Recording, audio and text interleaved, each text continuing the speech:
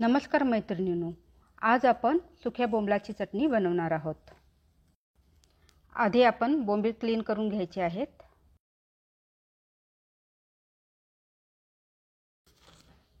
बोंबील चांगले भाजून घ्यावेत।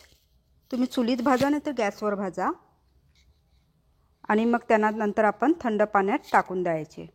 5 मिनिटे त्यांना बुडवून ठेवायचे। मग ते क्लीन करून त्यांचे छोटे छोटे तुकडे करायचे।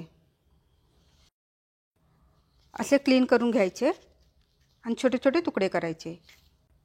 मिरच्या, कोथिंबीर, लसूण, मीठ हे सगळं मिक्सरमध्ये वाटून घ्यायचं।